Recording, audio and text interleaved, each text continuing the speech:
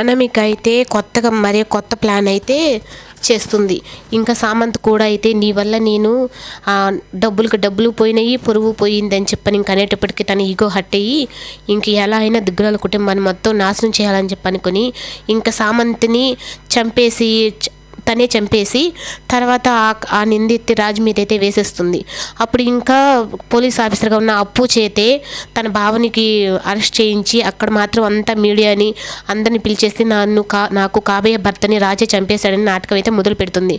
కానీ ఇంకా కావ్య అయితే తన జైలు తీసుకెళ్ళిన తర్వాత ఇంక ఇంట్లో వాళ్ళందరూ ఏడుస్తూ ఉంటే ఇంకా కావ్య కూడా అయితే వెళ్తుంది రాజు దగ్గరికి.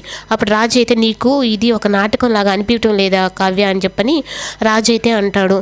అవునండి ఇది అలాగే ఉంది అని చెప్పనంటే ఆ రోజు మన ఇద్దరము తన ఇంటికి వెళ్ళి సామంతని అడిగిన రోజు తను తడబడుతున్నాడు, నువ్వు గమనించావా అంటే అవును గమనించాను, ఈ అనామిక ఎంతకని తెగుస్తుంది, అప్పుడు కళ్యాణి విషయంలో కూడా మనల్ని అలాగే కదా చేసిందని చెప్పని ఇంకా తన అనామిక దగ్గరికి అయితే వెళ్తుంది.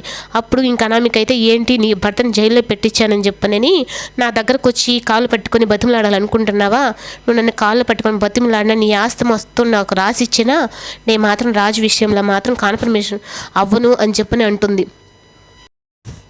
ఇంకా కావ్య అయితే నీకు సిగ్గనిపించటం లేదా, ఇంతమందిని ఇలా మోసం చేసి బతుకుతున్నావు ఎవరి కోసం, ఆ రోజు మీ అమ్మ నా అప్పు తీర్చాలి అని చెప్పి అన్నప్పుడు నా భర్త ఒక్క క్షణం ఆలోచించకుండా 2 కోట్లు నీ అప్పు కట్టాడు, అయినా నీకు ఆ కృతజ్ఞత కూడా లేదు, తిన్నింటి వాసాలు లెక్క పెట్టేదాను నువ్వు అని చెప్పని అంటూ ఉంటే ఇంకా అనామికకైతే చాలా కోపం వస్తుంది.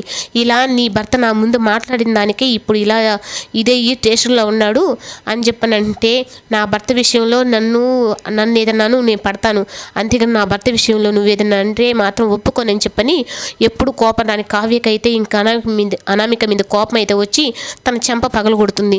నేను ఈ దెబ్బ నిన్ను ఎప్పుడో కొట్టాల్సింది మా కంపెనీ విషయంలో కానీ నా చెల్లెల విషయంలో కానీ అన్నిటికీ నేను నాలాంటి ఆడపిల్ల అని చెప్పని అనుకున్నాను, కానీ నువ్వు ఇంకా మితిమించిపోయినావు, నేను సహనంగా ఉన్నంత వరకే నీకు ఈ ఆటలో నేను కానీ ఒక్కసారి కన్ను ఎర్ర చేశాను అంటే నీ పని ఇంక అవుట్ అని చెప్పని వార్నింగ్ ఇస్తుంది.